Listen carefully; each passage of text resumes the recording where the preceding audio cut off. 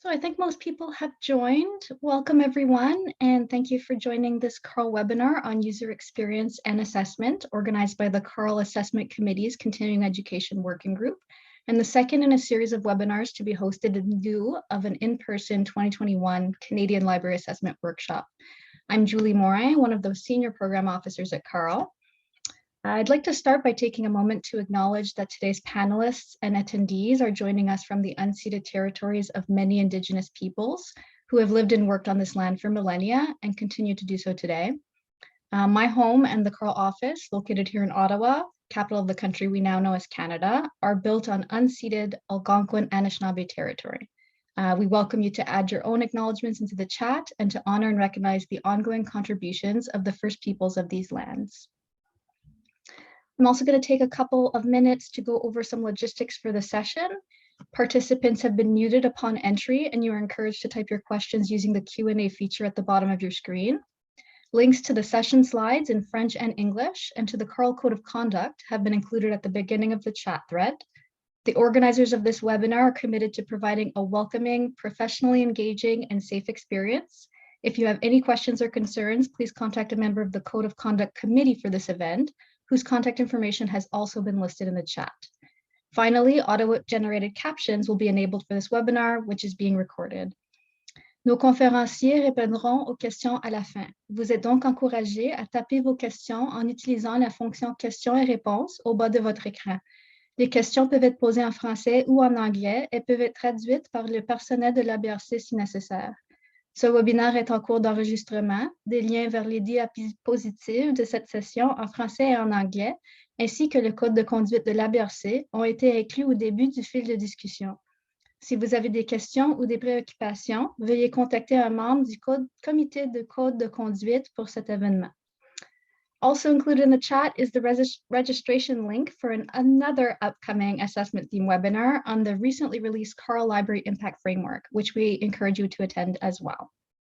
Now I'd like to introduce our moderator for the session. So Ruby Warren is a user experience librarian at the University of Manitoba Libraries and a member of CARL's Continuing Education Working Group. So welcome, Ruby, and I invite you to lead our discussion today.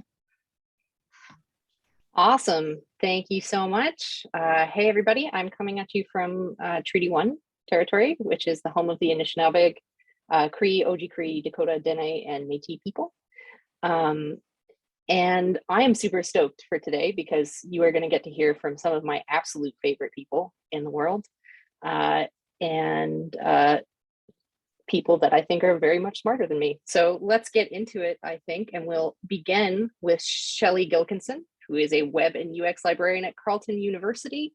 Her experience in UX began with human-computer interaction research in the late 1990s, and she's been conducting research with users ever since. She is also a total Spitfire. So looking forward to hearing what she has to say about where UX is in academic libraries. Thanks, Ruby. Spitfire, wow. Okay, we'll see. We'll see if I can live up to that. So hello, everyone. Welcome. I'm speaking today from the traditional and unceded territory of the Algonquin Nation. And I'm going to start off by talking about just what UX is, in case some of you don't know. And if you do know, you can feel very smug. So what is UX? So user experience describes the overall experience and emotions of a user as they engage in a service, product, or a space. Everything, right? But I find UX can also be shorthand for UX work. So UX can be UX research. So the work done to understand the user and their experience. And UX can also refer to UX design, the work done to create a good user experience, iterating improvements through UX research. So when people say they do UX, it usually means they're doing UX work. So UX research, UX design, ideally both of those things together. So UX work in academic libraries tends to, not always, but tends to have its roots in usability testing and other user research of websites, library catalogs, et cetera. UX sort of entered the library lexicon in 2010, but there was a ton of user research done, particularly in the 90s, actually, back to looking at OPACs when those became a thing.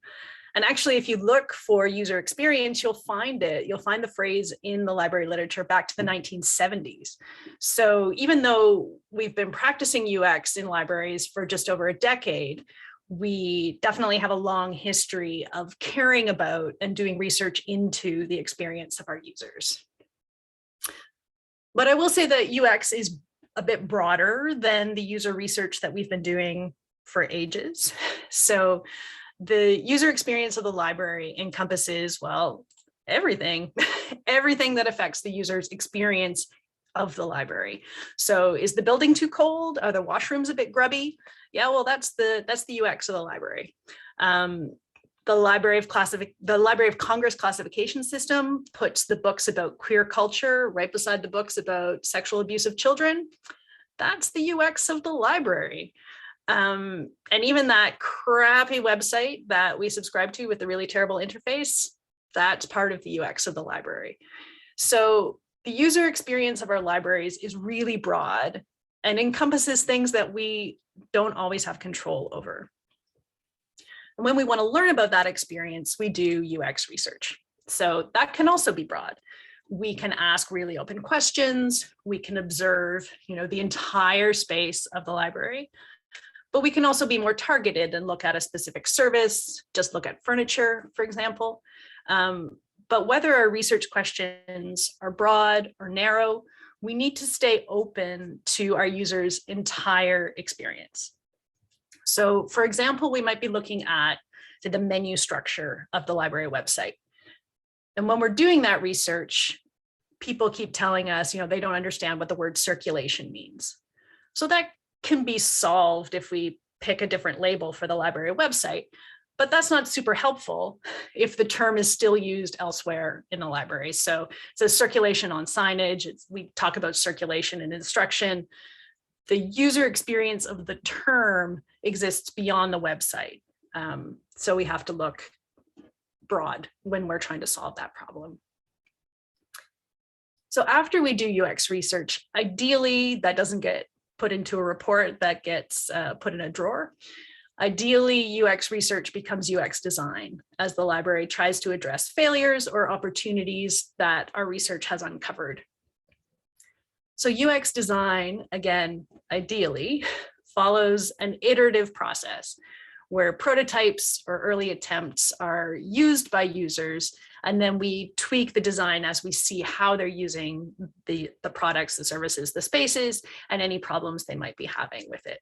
Because we usually don't get it right on the first try. So that's why that iterative approach is important, so we can improve as we go along. So UX is everything that goes into a user's experience of the library. And libraries do UX research to learn more about our users' experiences, and then use UX design to create spaces, services, and products that enhance our users' experience, or realistically, sometimes just softens the negative aspects of those things. So how is that work structured in academic libraries?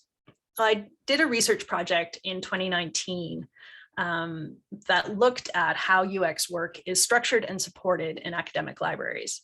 And I talked to 30 library workers who do UX work. They worked and lived in 5 different countries. They worked in university sizes that varied from like a couple of hundred to, over 80,000. So in terms of student size, so quite a wide range. And I found that the way that the work was structured differed along what I ended up calling a number of facets. And I'm going to talk about 3 of those today. So organizational structure, UX responsibility, and UX focus. So organizational structure is just what I called how the UX work is structured by the organization, by the library. So is the work done by someone in a UX position? is the work done by a formal group that is focused on UX? So that would be a UX committee or a UX working group. In some places, the UX work was done by a formal group that didn't have a UX focus. So the web committee did the UX work, or an assessment committee did the UX work. And then in some places, there wasn't any formal structure at all. So there was no UX position, there was no formal group. But there was sort of an informal grouping of library staff who together decided to do UX work. So I called these people helpers. So that was the informal group. In terms of UX responsibility, this is who the organization says is responsible for doing UX work. So is that just one person? I called these people solo UXers. In some cases, there were a group of people who were responsible for doing UX work, and there was a lead of that group. So they were responsible for leading the group, but more than one person was responsible for actually doing the work. And then in some places, nobody had responsibility for UX work. They were just doing it. And I called these people informal UXers. And finally, the last facet was UX focus. And I added this after when I was digging into the data and noticed that there were a lot of similarities among the people who focused exclusively on the UX of the web. So they didn't do any work in physical spaces. It was just web UX that they looked at. And they were different, as I said, from people who had either a different focus, so who focused just on the space, or the people who looked at UX more holistically. So, and I call these things facets because they can combine in different ways. So you can have a person in a UX position who's a solo UXer who only looks at the web, but you could have a person in a UX position who leads a formal UX group who looks at, broad UX, or even who maybe just looks at the web. So they can combine in a bunch of different ways. Anyway. So that's the structure. So how then is UX work supported in academic libraries? I think Robin and Julian are going to talk about this in a bit more detail, but I did want to note some supports that were highlighted by people I talked to. So I know there are way too many words on this slide, and I'm not going to read them all, but I did want to highlight these. And I wanted to point out that when people said that they had management support or they were supported by library management, I always did probe to make sure that they would tell me specifically what supports were useful. Sometimes people volunteered these, but I always did ask if they just left it as, I have management support. So that's why that's broken down much more than say support from colleagues. So as well as asking people to describe the structure of their UX work and the supports that they had for it, I asked them questions about how they felt about their work and what they thought the impacts were. And those answers gave insight into the structures and supports that seem to lead to impactful UX work in academic libraries. And I say seem to because obviously this is all self-reported. So overall, having a group do UX work that is not limited to the website seems to be the best structure. So participants with a UX group cited big impacts in their libraries, they had authority, and they felt supported by their colleagues. And the next best structure was having an informal group of helpers. So participants who had helpers cited some impact, fewer than those with a formal group, but those impacts included shifting the library culture towards a UX-friendly mindset, as well as having support from their colleagues. And having a web focus seems to be a detriment. Participants without a web focus described more support, more authority, and were more able to cite impacts of their work. In fact, solo UXers who are web focused, and particularly those who work with non-UX groups, like web committees and assessment committees, they seem to be the worst off. They felt isolated. They felt a lack of direction. They didn't feel support from their colleagues or from management. They struggled to describe concrete impacts of their work. And when they talked about how they felt about their work, they were much more negative than positive. This is not a great structure. Excuse me. In terms of supports, a few things stood out. So having colleagues involved in UX work, whether they're in a formal group or not, that's really important. Involving colleagues helped to shift the library to that UX-friendly mindset and positively affected UX workers. Authority, this will be no surprise, authority is vital either to implement things, implement changes, or to ensure that other people do. You'll notice that in the structures that lead to impactful UX work, having a UX position is not there. And that's because many of the people who I talked to had UX positions that came with responsibility, but no authority. I'm sure this is a common concept, a familiar concept for a lot of functional librarians. And finally, management support is important, and particularly when management are demonstrate an interest in UX and allow staff time to engage in UX work. So I think I've talked really quickly because I'm in my conclusion now. So to summarize that, like the good stuff. So UX work in academic libraries needs strong support from management that makes it clear that UX work is valued and expected. People doing UX work need the authority to implement the recommendations or mechanisms to ensure that other people implement them.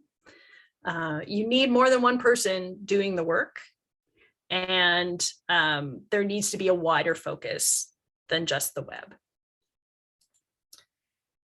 So informal UX work carried out by enthusiastic library workers can lead to many positive changes. And this is a great way to start UX work in a library. However, formal structures and supports are necessary to create the conditions for both impactful work and worker well-being over the long term.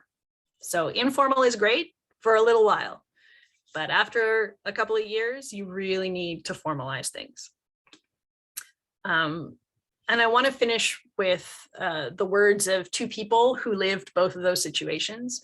They both had previous positions where their UX work was unstructured, and it relied on their enthusiasm and their advocacy. And both moved to positions in libraries where the UX work was formally supported and formally structured. So one of them said, at my old job, I had to stay motivated.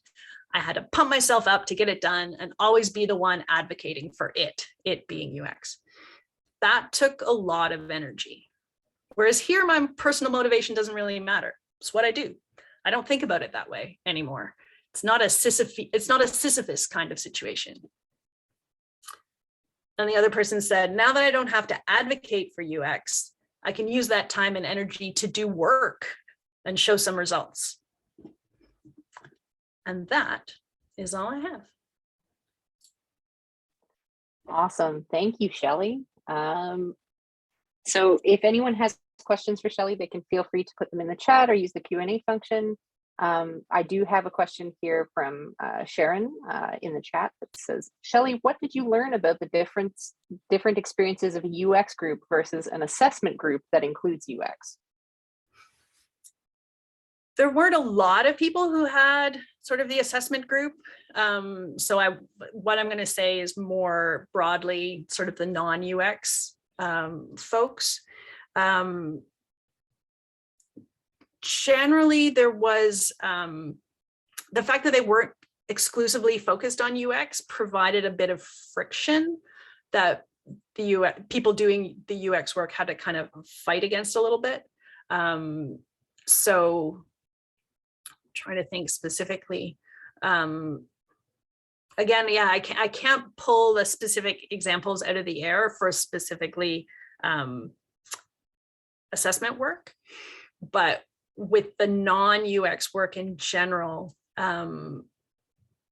people found that they were sort of in that position of having to advocate for doing the UX work, because there would be that other part that needed to get done. So like with website committees or assessment committees, UX isn't the focus, it's kind of how they might do some of the work. So then in order to do the UX work, you have to make an argument for why you're doing that and not sort of the other part of the committee's job. So, I mean, every place is going to be slightly different, but there is that having to have that friction is certainly a barrier. I hope that's helpful. Awesome. I have another question here from Alistair that says, hi, Shelly, great presentation, broadened my mind about UX. Given what you describe as support for UX, especially when it's unstructured, does it seem like more UX support is being granted in a general sense? I mean, it depends on the library. And I don't know more, it's hard to tell because this was at one point in time when I was talking to people. But what I can say is people who worked in libraries who were giving more support for UX, they were able to do more work and show more results. In many libraries, it seemed that participants were working, there had been kind of enough interest in UX that a position would be created or a committee would be created. But then if that interest or support kind of went away, then those people were kind of left again without direction, without I guess without having interests of other people. So it's hard to say sort of overall with libraries if there's more support for UX or not, but in places where there is more support, UX work is more effective. Does that seem like a reasonable? Yeah, that makes sense. That makes sense to me anyway. Thanks. And we have another question here in the chat for you from Natasha that says, any suggestions on how to move from web-focused UX work to more library-wide UX work? Yeah, that's tough, right? I will say that was my situation. I was in exactly, well, I wasn't in exactly, I didn't have UX in my job description. So I wasn't in a UX position per se, but I would say I was a solo UXer with a web focus, working with a non-UX committee when I started this research. I am now no longer in that kind of structure because I made sure I was able to say, look what I did. We have to change this. So, I mean, that's easy because I was me who did the research. And so I was able to advocate. I think one of the ways that's really handy with the web is just that, like sort of my example of, the label of circulation being not just on the web. The web is often a reflection of the rest of the library, right? And so if you're finding issues on the website, those issues may be reflected elsewhere in the organization, elsewhere in the library. And so, and I think that's why folks who do have a web focus tend to get pretty frustrated, because we can see this is a problem, it's a bigger problem, and I can't solve the bigger problem, right? So I think just keeping track of that and documenting that, if you have a management who's amenable, again, this is the thing, when I was talking about concrete supports and saying a demonstrated interest in UX, it doesn't seem very concrete, right? Like an interest in UX, how concrete is that? But if management is not interested in UX, it's really hard to do anything. So yeah, trying to build that awareness, I guess, first in management, that you're finding issues that go beyond the web, maybe making suggestions. Sometimes I have just like gone out and done stuff that was outside of my job. just cause. So, you know, that's always, you can rabble rouse a little bit depending on what you're comfortable with, right? Some folks are much more comfortable writing reports and sending those on. Other folks are happier sort of doing guerrilla UX and fixing stuff sort of on the sly. So it's kind of knowing your own self, knowing your organization and the culture. But yeah, feel free to get in touch and we can bounce ideas if you want. But that would be my first pass at an answer for that. Awesome. Thanks, Shelly. I think we're going to do one more and then we're going to move on to our next presenters. The last question is from Susan, and it says, is there typically research done to establish that there are UX problems, then solutions proposed and implemented, and then research done again to ensure that the changes actually improve the situation? Does the last stage sometimes get missed? Oh yeah. Well, and ideally it's not a last stage, right? Like ideally what you're doing is you do some research and then you sort of go, okay, is this, come up with some things that might address some of the issues that you saw, and then you see if those work. Sometimes it's easy to do really quick prototypes, and so then you can test them really quickly as well. Some things take a little longer to figure out, like, is it going to work? Is it not going to work? Often the iterative process, the research that you're doing doesn't have to be as in-depth as the research that you do sort of the first time around. Sometimes you'll just redo the same research to see if it's made a difference. So you wait a little while and then test something again and see if it works. But I would always say that you should do some testing or research, whatever, after you've changed something, to make sure both that you've fixed what you think you fixed and also that you haven't created a bigger problem that you didn't foresee. So it's always good just to keep an eye. I would just keep an eye on things, as would be my, yeah. Absolutely, as somebody who tends to break things when I'm fixing things, co-sign 100%. Yeah. Thank you so much, Shelly. And then I think we're going to pass the baton over to Robin and Julian. So Julian McLaughlin and Robin Bergart are assessment and user experience librarians at the University of Guelph, and they're going to talk to us about how UX is received and implemented in libraries. Thanks, guys. Great, thank you very much, Ruby, and hello, everybody. I'm Robin. Julian and I work at the University of Guelph Library, which resides on the treaty lands and territory of the Mississaugas of the Credit. We recognize this gathering place where we work and learn is home to many past, present, and future First Nations, Inuit, and Métis peoples. Our acknowledgement of the land is our declaration of our collective responsibility to this place and its people's histories, rights, and presence. So actually, I hadn't heard Shelly's presentation before now, and it's actually a great preview to our presentation. I think it locks in very well together. So our presentation is going to be a peek behind the curtain into the experience of the user experience librarian. In our role, we support the work of other library staff. Our user research helps inform our colleagues about how University of Guelph students and faculty experience our collections, services, and facilities. And this information can help fix problems and imagine new ways to better support student and faculty research and learning. But, and here's the big but, our greatest challenge over our years in UX research has been getting to the step where changes are actually implemented after we do our research. That kind of speaks to actually the last question that was asked about this process of doing research and then implementing change and then checking on that change, whether it's actually been effective.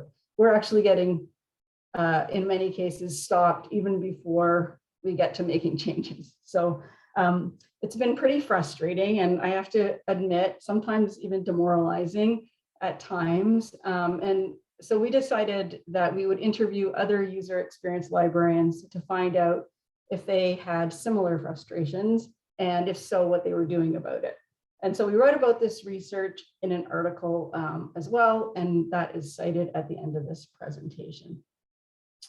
So this is a little overview, Julian, the next slide, please, of what we're going to talk about today. So first of all, Julian's going to share 3 examples of UX projects that we've worked on. And these projects were chosen to highlight the disconnect between the research and the implementation of the research findings, although that's not quite exactly true, because one of the examples is going to be a more hopeful example.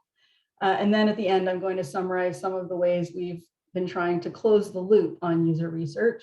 These will be strategies for working more effectively with our colleagues so that there's greater chance that what we learn from user research actually leads to improvements in the library.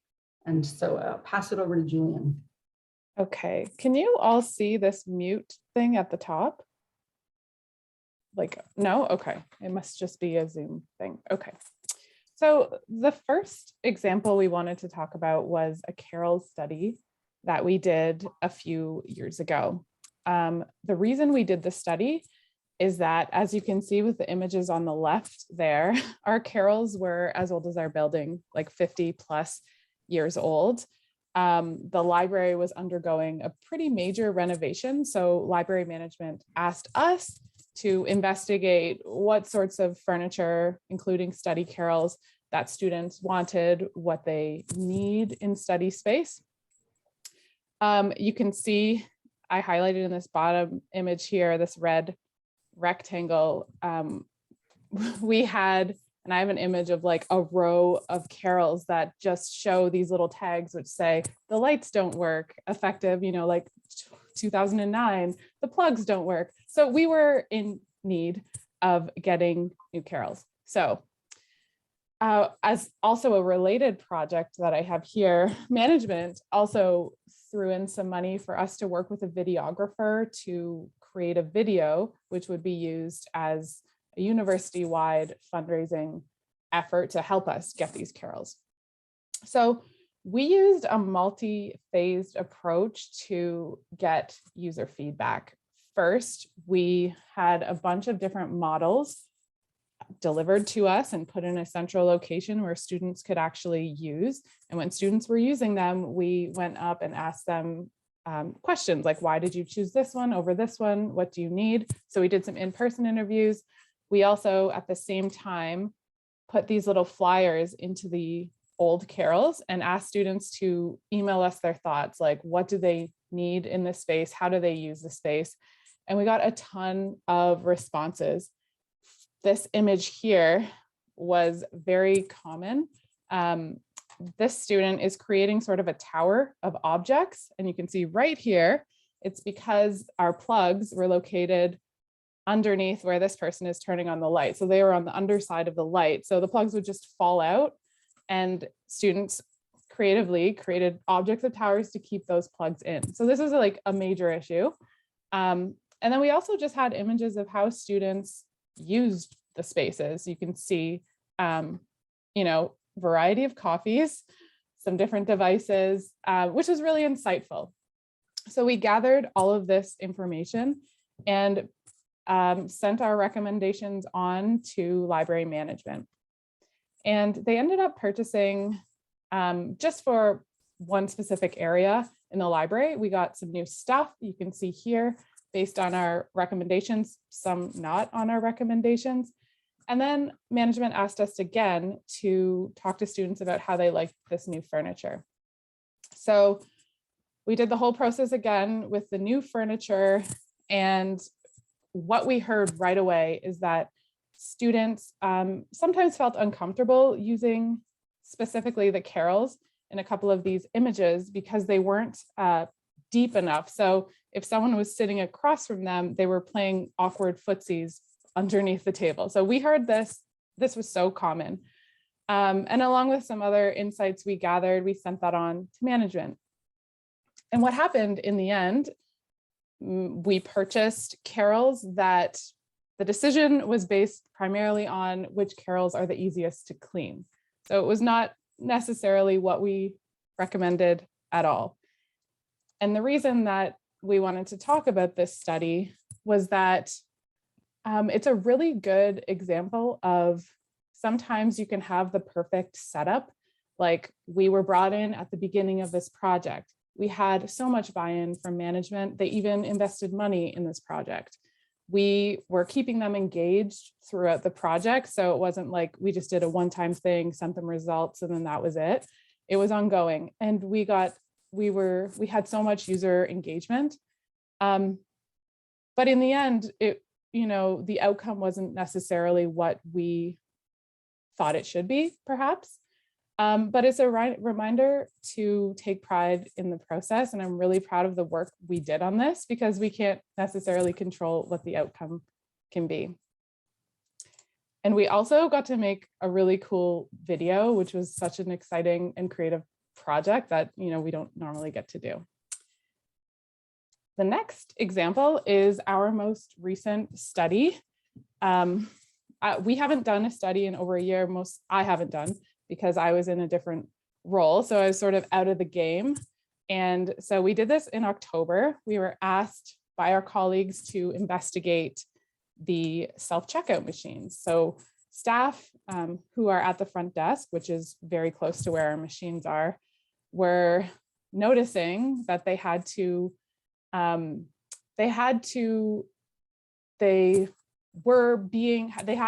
be involved in every interaction, basically, with students who are trying to use these machines. They weren't working.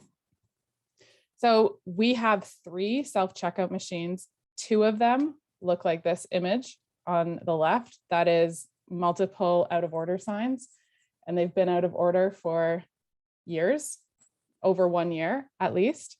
The working machine is the image here. And really, we would argue that it's not working. You can only use this for books with barcodes in a very specific location. You can't use undersized or oversized books.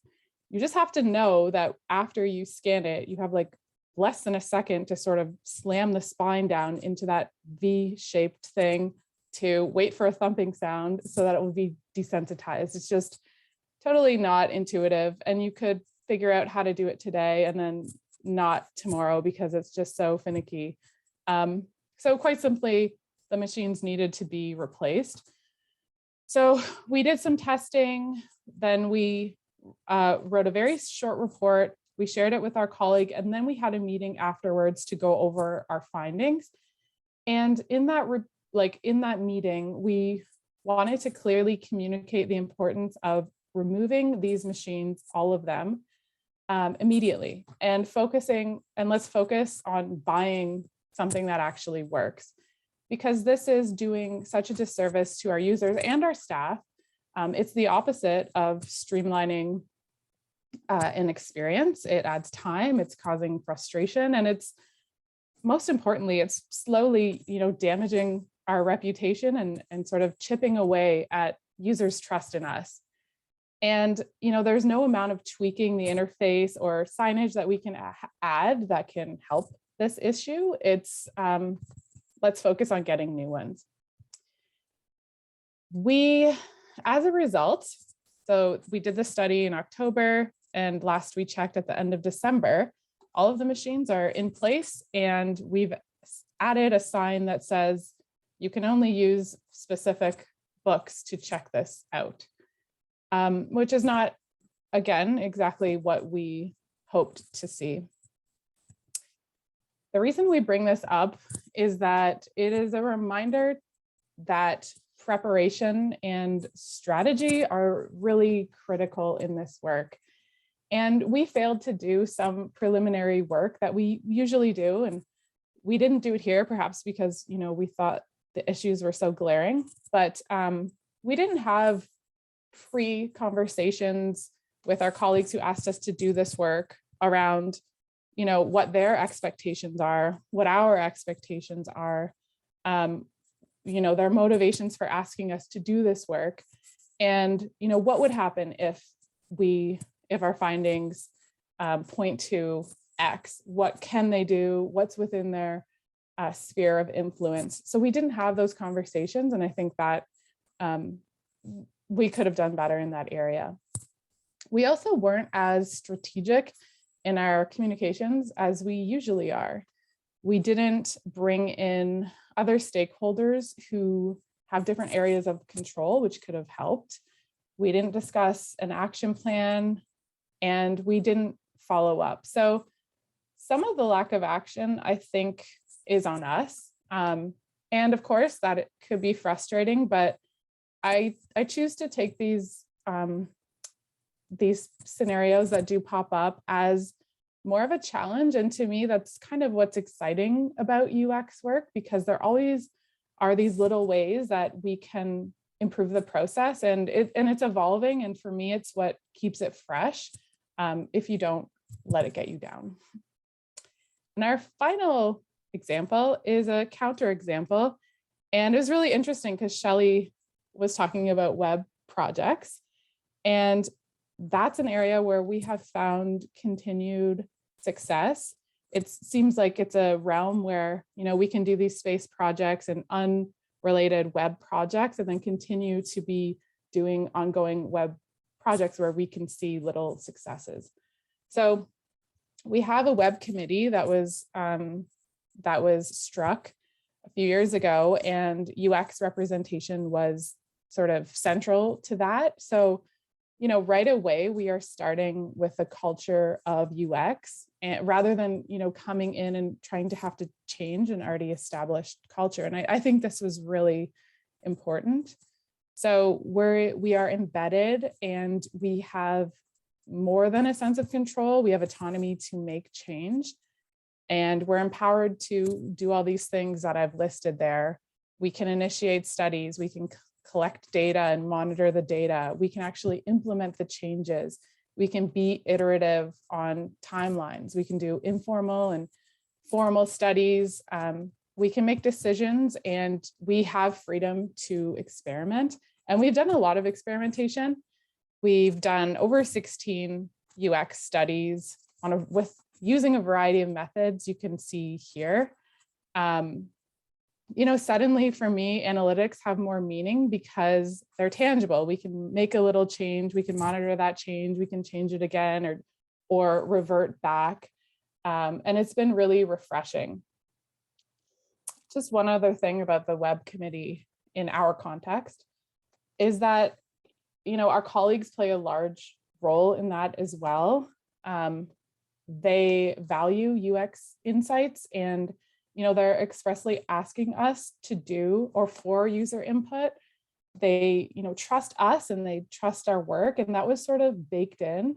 And I think Shelly was alluding to this a little bit before, but for us, when that trust is already established, the effort that we expend in other studies doing that sort of relationship building, we don't necessarily have to do it in the same way here, and we can really focus on diving deep into the work. So this continues to be an area where we have significant impact, and it's nice to have something like that on the back burner all the time. So sending it back to Robin for a wrap up. Thanks, Julian. So yeah, Julian ended on a high note there, but I'm going to take us back down. So with the exception of those important website user studies that Julian is heavily involved in, unfortunately, a lot of the work that we do ends at loose ends, and our findings and our recommendations do end up in a shelved report, which actually doesn't lead to much change at all. You know, I think there's some real implications for this. First and foremost being that we're not fixing problems, and we're not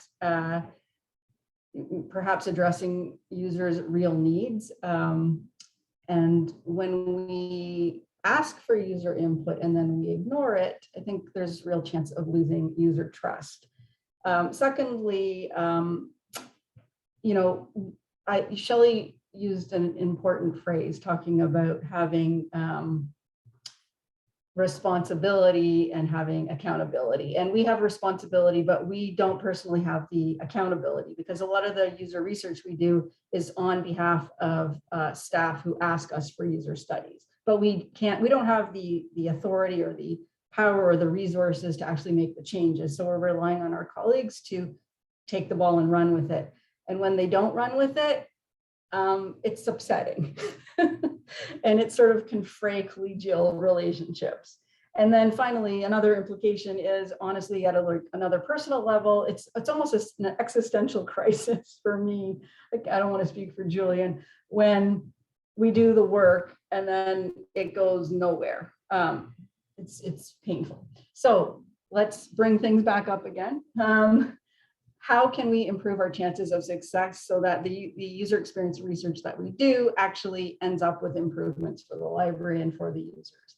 So first of all, we are trying to take some time at the start of every project to ask a number of questions related to whether the project is worth doing in the first place. We want to be realistic about the likelihood that if the research does uncover the need for changes and improvements, then these will actually happen. So we're trying to talk to our colleagues about why they're asking for the study, why it matters to them, what they expect to learn. And we want to get a sense of whether they're aiming to validate their own assumptions, or are they actually truly open to changing their beliefs about the user's experience as a result of the study. So is a user study required at all? Or are the problems and solutions already actually known, and the user study is just kind of what one UX researcher has coined UX theater, where it's all a charade and we're just doing it for the sake of doing it. We also want to know what changes the person who requested the study is actually able and prepared to do if the findings do indicate a need for change. Do they have the resources or the real authority to make changes? And if not, we will try to loop in the people that do have that authority from the beginning. Another important question to ask ourselves is, what kind of research are our colleagues willing to accept as valid? For example, do they have any misgivings or concerns if we conduct a small qualitative study, or will only a survey or other quantitative method do?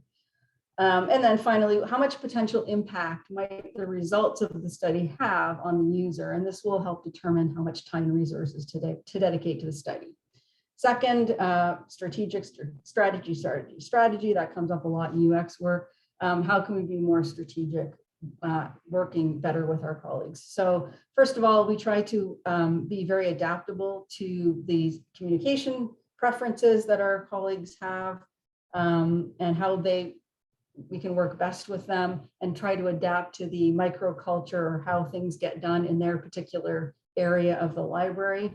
We always invite them to help design the study and be co-researchers on the study. They don't often do that, but we invite them to do that. And we present to them midway through the study the raw data that we're collecting, so that they can sort of see where things are going and start to draw some conclusions on their own. And then we sort of co-create the recommendations that come out of the study. And something that we haven't weirdly done, which seems so obvious now, but what we want to do going forward is create an action plan at the end of a study, so that there's like a timeline. When can you expect the changes to be made? Why or why not are you going to make the changes that this study recommends? And then at the end, obviously, to share back results with our users, so we can be accountable to them. And then very finally here, we want to take responsibility for raising the profile of UX in the library by keeping it on people's minds, by talking about our recent UX studies at library meetings, by sharing some surprising insights gained from user research to alert staff about the need to continue to learn about users. And we also take seriously the responsibility to keep growing as UX professionals. So we're conducting good research, and that we're also challenging our own beliefs and assumptions about the users. We are currently engaging with our own senior management about whether our UX positions are in the best place that they should be in the organization, that actually communicates the importance and value of UX research. And we're also encouraging senior management to advocate for us and inform staff about the role and responsibilities of the UX librarian in the organization. And also importantly, to support staff accountability for using UX insights in their work. Yeah, so that is our presentation. Thank you. Awesome. Thank you, guys. I've got some questions that have come in, so I'm going to bounce back and forth between the Q&A and the chat. Our first question is from Jessica, and it says, "Hi, Julianne. You spoke about your continued engagement with stakeholders throughout the Carroll study, but the considerations outside of your UX work eventually took precedence. I'm curious, how did administration close the loop on this project with you? How do you learn about the next steps? And does how you learn about it change the type of projects you choose along the way?" Yeah, that's a really good question. I think we just found out about what they purchased when we saw them. Am I correct in that, Robin? When we saw the furniture? Yeah, so there was no formal report back to us at the end. This study was a few years ago, but it still sort of stings when we think about it. So yeah, there was no follow-up from them on what they were going to do. It was sort of, we shared the results and that was that. Was there another part of that question? Does how you learn about the next steps, does it change the types of projects you choose? Right. I think always we are aware of who we're working with and what their communication styles are and how the previous study went, how we can do it differently going forward. I would say that's a part of our broader strategy. Would you agree, Robin? Absolutely. Yeah. Was there anything else you wanted to add on that? Nope. Okay. All right. Our next question is from Colleen, and it says, "How often do you get requests for studies and who asks for them? It seems great that folks are at least thinking about UX, even if sadly they don't take on your recommendations." And then her follow-up was a related question. "How do you get people to ask for UX projects?" Go ahead, Julian. Okay, I need to bring that. Is that in the chat, that question? Yes, that one is in the chat. How often? We've noticed lately it's been sort of an uptick. So I'm not sure if that's a result of COVID and we're not seeing students as often and people are intrigued about how their behaviors may have changed. I think we do also have dry spells where we are generating our own work, which has positives and negatives as well. Like I said, it's always nice to have that web stuff on the back burner because there's so much to dig in there that we can do. And I think together, often Robin and I, just in conversation, will notice an issue and then try and get a project going based on that. Yeah. Okay.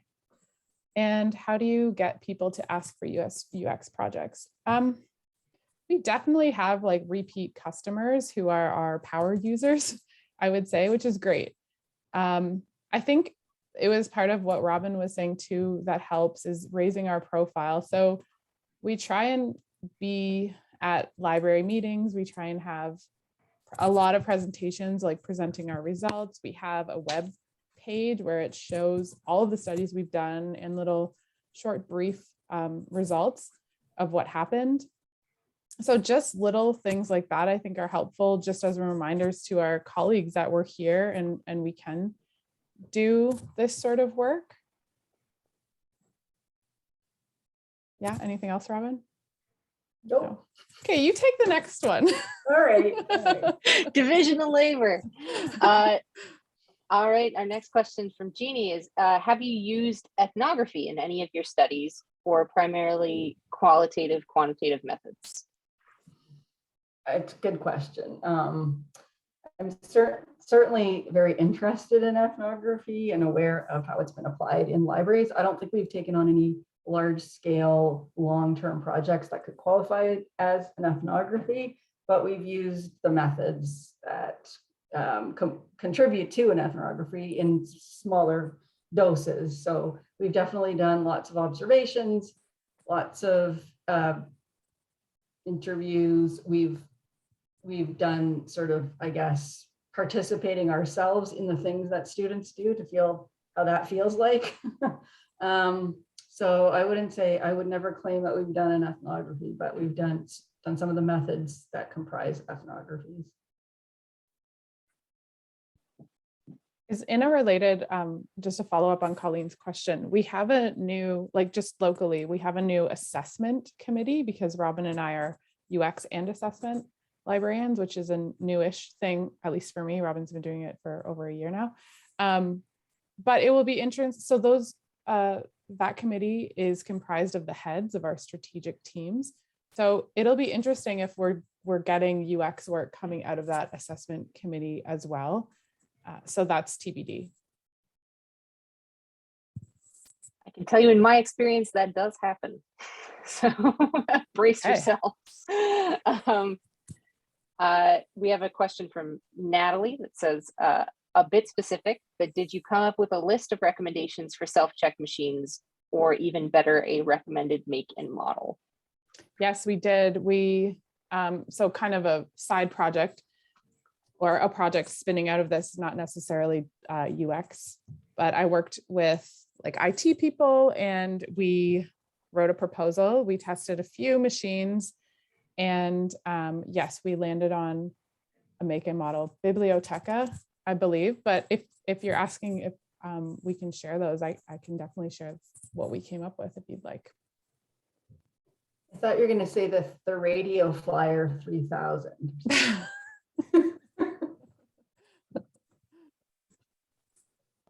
I'm loving this self-check humor happening here. It's good stuff. We have another question from Sharon, which says, in your experience, are there other departments in the university using UX methods? Might there be an institutional community of practice to elevate this research? Yep. Yeah, that's a really good question. Actually, our university just did a major IT strategy review with tons of engagement with students and faculty and staff. And I think they did take a pretty good UX approach to that. And in fact, we sort of informally tried to put together a group of people who were interested in this stuff from across campus pre-COVID, but it didn't happen. But I think it's a good thing to try. because the students and the people on campus don't just use the library, they move around from building to building and do different things, and being able to have a holistic perspective on our users would be, I think, really enriching. We should try and get that up and going again, Robin. All right, we'll meet with you after this session. Okay. Perfect. Yay, new projects, new goals. That's always exciting. All right. I think that's all the questions that we've received right now. So thank you so much, Julian and Robin. You remain, as always, wonderful. And we will pass the torch over to our final presenter for today. Emily Christophides is going to be talking about what UX is and how it has evolved in industry to be taken up in other contexts like libraries. So some industry talk, babies. This is great. So Emily, thank you for joining us today. Emily Christophides is a UX researcher at Google, previously at the University of Waterloo as their UX specialist. She has a PhD in social psychology and has been a researcher in both industry and academic contexts. So extremely valuable little bridge between worlds happening right here. Thank you so much. All right, thank you. And then I want to just start by saying that in Waterloo, where I live and work, we acknowledge that much of the work takes place on the traditional territory of the neutral Anishinaabe and Haudenosaunee peoples. Okay, so let me just share my screen here.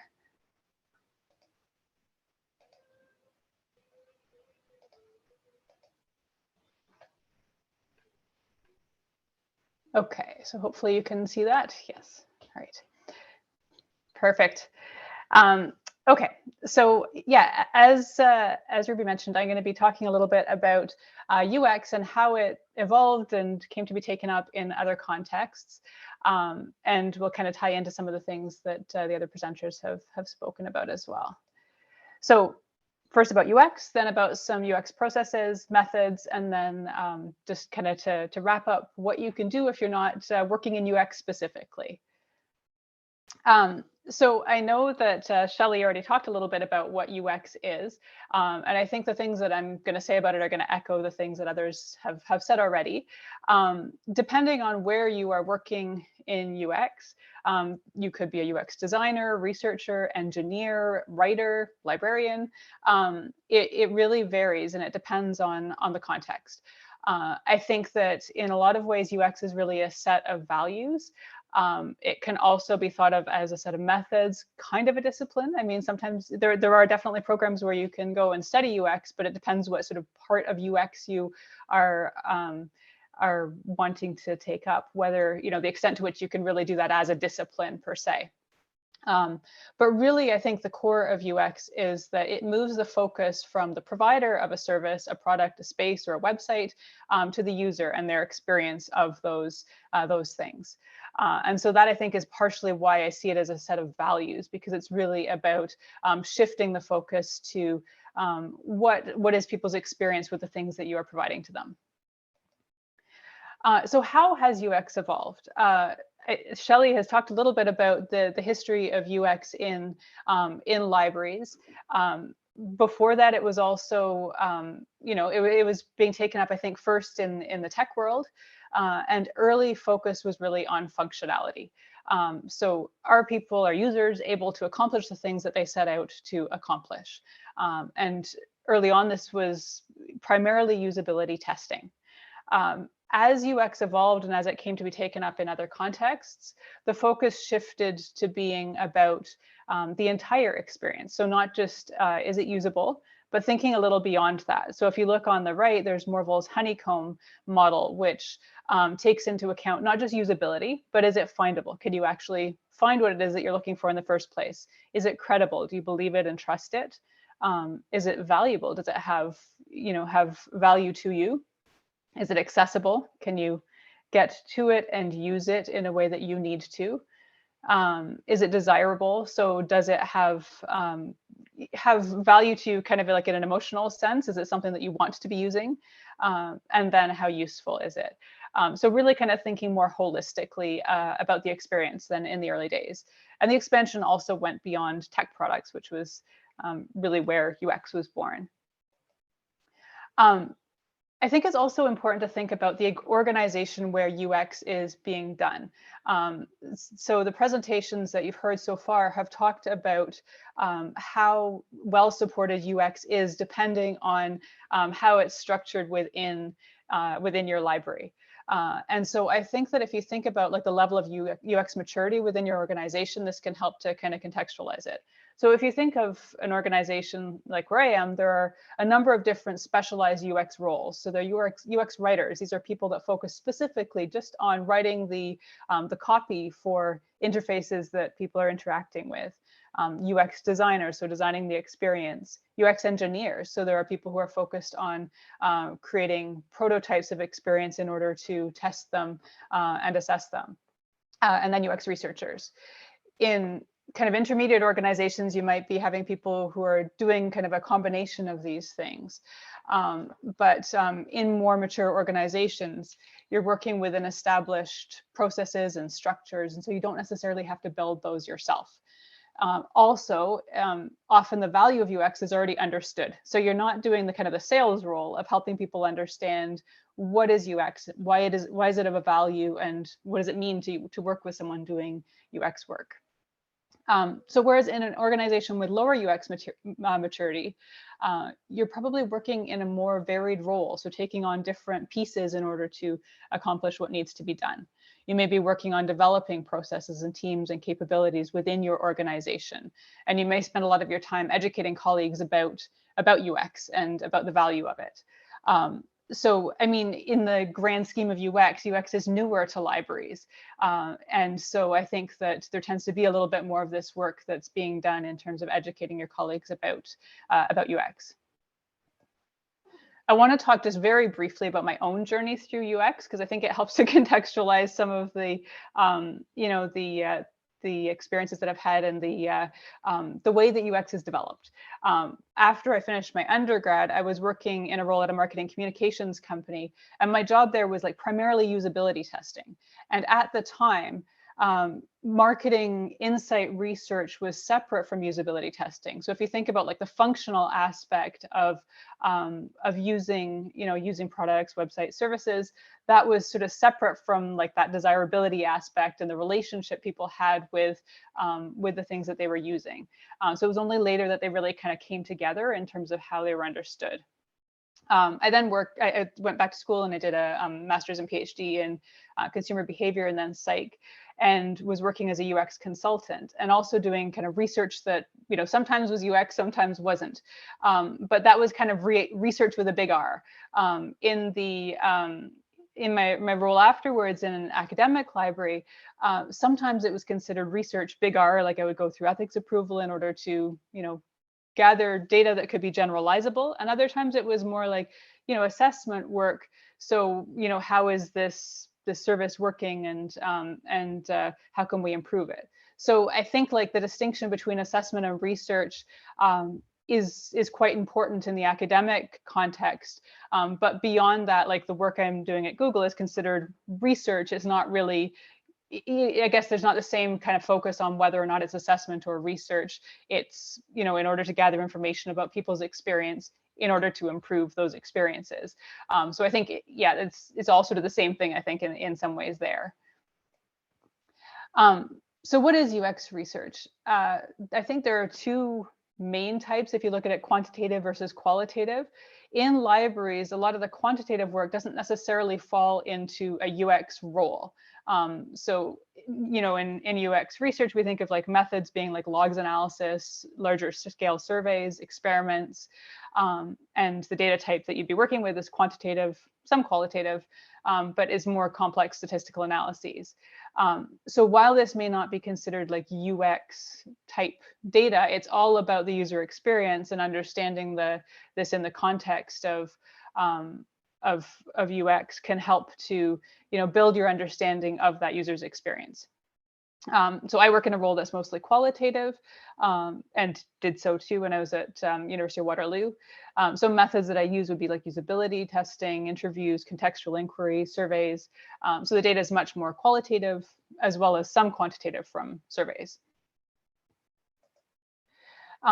So UX research specifically, like if you think of that as a focused role, the elements of the role involve like determining what kind of research is needed. So the end of the last discussion, we're talking about how does how do people bring up different research questions, and how do you identify what to do next in terms of UX. And I think part of this role is just sort of like scanning the environment and figuring out what is needed, what kinds of questions are coming up, what's happening strategically that needs a little bit more of a UX focus in terms of understanding what users' experience would be. Running research studies, socializing the findings. So making sure that report, if that's what the final deliverable is, doesn't just sit in in a drawer, that actually the the insights that are gathered are shared and used. And then ultimately advocating for the user. So I think in a library context, people who are doing UX research tend to also be, experts on their users already because of just the extent to which they're embedded with those users. And so while a UX researcher is often like their level of experience is often also very different from the user because of the depth of knowledge that they have. This role is often about making sure that the voice of the user is brought front and center, and that there is someone there to speak on their behalf. So in terms of UX processes, UX processes can be applied very broadly, and the examples that you've heard today talk about design, so web design, services, processes, spaces. They can be applied in all sorts of different ways. And I think a helpful way of looking at UX design process is to think of it as a process of like broadening your thinking, focusing, broadening again, and then focusing. So initial thinking is around discovering what are the problems, what is a potential problem space that you're working in, and then helping to narrow down and defining more specifically what is the problem that you're trying to solve in this particular instance. And then moving to developing solutions and thinking broadly. So using the context that you have in order to develop solutions broadly, and then focusing in and delivering one particular one and testing it and iterating again. So it's not finished there. It's very much an iterative process. So the first part is this real like discovery stage. And you can be at a stage where you feel like, well, you know, our services are very mature, our space is mature, we don't, you know, we're not needing to do a lot of discovery at this point. But then things can change. And what kinds of things can change? Well, your users might change. You may have a new, you know, a new department that starts up, for example. Something might change in your context. So you know, like in a product space, you might think of like a new product entering the market, but it might be that people have a different way of accessing information or accessing supports than they had previously. It could be a change in regulatory context, a product change, or, you know, for example, a global pandemic, which, you know, is a huge shift in how people are interacting with library services. So this is where you might enter a stage where you're wanting to do a lot more kind of broad-based discovery again. In terms of methods, I talked a little bit already about quantitative methods and the way in which that can help you to understand the broader context. So quantitative methods give you information about, you know, how much people are using things, what they're accessing, how often, how many. It can be very useful for understanding the scale of a problem. But often you need more contextual information to gain a fuller understanding of the why. So this data is often collected outside of the realm of UX, in my experience anyway, but it's super helpful to be including and taking account of. So things like gate counts, number of clicks, number of users of a service, all of this information is really helpful to give you, you know, give you more of a kind of a frame of reference for understanding a situation. Qualitative methods are super helpful beyond just foundational questions. So I talked about that discovery stage where you're really trying to kind of understand, you know, a new problem or a change to the space that you're working in. And this would be like learning about user workflows. But it's also really important for iterative work where, let's say you've designed some early solution. Maybe you're trying to incorporate something new in your website, and you have some early designs. If you can get this in front of users, then you can get more information about the you know, the things that are working well, things that are not, and ways of further improving. And then I think there was a question earlier about really more like evaluative research, where you're trying to understand how something has landed. You've made it, you know, you've made a change, you've done some new work that you want to see, you know, how are people responding to it? So it's great if you can do all of these things. Sometimes you don't have time to do all of them, and, you know, how you choose your focus, I think, will depend on like a whole different set of factors. But definitely, if you're able to, then doing that early work where you're, you know, understanding the space, doing some iterative evaluation, and then finally, you know, evaluating how something is landing with people, how it's impacting them, is the ideal situation. In terms of a couple of methods, we've talked about usability testing already. It's a really flexible method for learning about user behaviors. It can help you to identify problems and find opportunities for improvement, to monitor the user experience. I think it's really helpful when it's combined with some interview type work as well, where you may be having people do some tasks and then also asking them about their experience. It can be seen as either a qualitative or a quantitative method. So if you're looking at, like, you know, evaluating versus kind of like generating more knowledge about their interaction, it really depends on your goals. So you can use usability testing to say, like, you know, let's say you know that the most important task on your website is to you know, get to a certain set of information. Then you can use usability testing to see, like, can they get to that information in, you know, 2 clicks, let's say. So you can use it more like a sort of, you know, benchmarking that way, or to really understand their workflow and how they understand looking for information on your site. Excuse me. Contextual inquiry is another great method. So there was a question earlier about ethnographic methods, and while I think it's great to be able to do like deep ethnographic work, sometimes also you can pull from ethnographic methods and combine that with other methods in order to trying to kind of like get a little bit of each in terms of that that observation and being immersed in someone's context and being able to observe, but also being able to ask some questions and dig in a little bit deeper to understand what it is that you're observing. So it's helpful to have these kind of mixed methods sometimes. So an example would be having an instructor walk through their process for finding new readings for their course.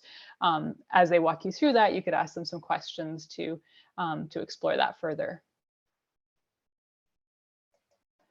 So that was a very brief kind of dive into just a couple of methods, but I wanted to just say, like, what can you do if you're not in UX? Like if your role isn't UX specifically? So first is like taking advantage of the UX resources that you do have within your library. So if there is someone in a UX role, consulting with them to find out what is known about your users, incorporating research insights into your work and your decision making, making time and space for research. And then another really important role is championing research. So advocating for research to be done before important decisions are made, so that the user perspective is always incorporated. Ensuring that user insights inform decision making. So if you're the person receiving that report, making sure that the insights that come from that are having an impact on how decisions are made. And then finally, I've just put in a couple of resources for further reading. Yeah, but that's all I have for the moment. I'm happy to take questions.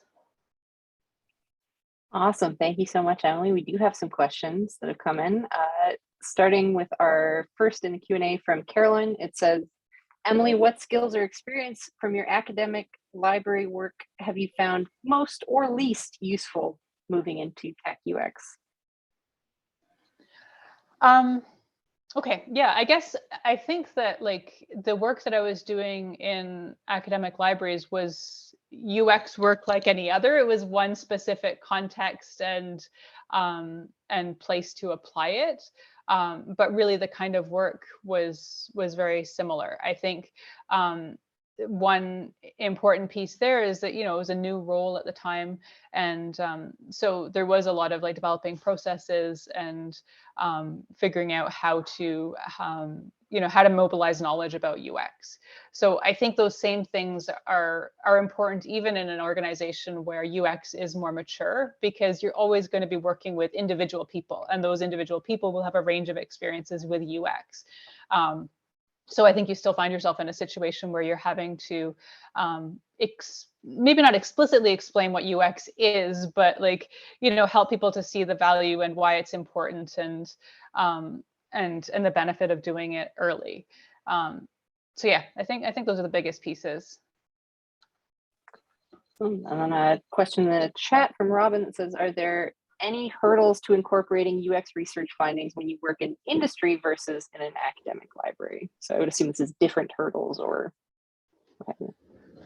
Yeah, I think that, so like, I think the discussion around what kind of studies you engage in the first place and figuring out what, you know, which ones are most likely to have impact, those sorts of things apply in industry as well. So, you know, there'd be times when I might be advocating for a particular study and set of findings, but other times when it could come from all sorts of different people. So I think that the hurdles are similar. I mean, I'm working in a much larger UX organization, so there's a lot of different specialties around UX, and so there's a lot more coordinating with people across different types of UX work. So that wasn't something that applied in the library so much. But yeah, I guess it's just a slightly different group of people or groups of people that you would be coordinating your work with. Awesome. And since I'm not seeing any more questions coming in here, I'll just ask a quick one of my own, which is related to that. Do you have any particular strategies you tend to fall back on when working with other UX people? As a person who has very recently found myself not being solo anymore and having a different department at the university, having a UX person now, working with them has proved interesting just because we have our own quirks and our ways of recording data or prototyping or what have you. So yeah, yeah, actually it's interesting. It's I mean, some of the most fun work I think that you do sometimes can be working with someone else in a UX role, because there is a bit of a shared understanding of, of terminology and methods and that sort of thing. And then it's more about figuring out what you're, like what you're each contributing within that. So I think I think it comes down to, like, in a lot of these cases, it comes down to relationship building with the other person. It's similar to working with, with people in other roles, that you're working to kind of help each other understand what you each bring to the table. You may not be selling UX in that case because the other person already has bought in, right? But yeah, you're kind of working to help understand how each of you approaches the problem and what your interests are and what problems you're trying to solve. awesome. Well, thank you. I'm not seeing any more questions coming in the Q&A in the chat. So thank you so much for your time and your presentation today. This has been wonderful. Thank you to all of our presenters who are absolutely wonderful people and who have made me feel a little bit more energized as I head into this frigid month of January. Okay, well, if there's no other questions or comments, just a very brief closing note from Carl. So on behalf of Carl, I'd like to thank our presenters for leading this amazing discussion, Ruby for moderating, and all of our participants for attending. We ask that you please keep an eye out for upcoming webinars in this series, and we hope to see you again soon. Thank you and have a good week.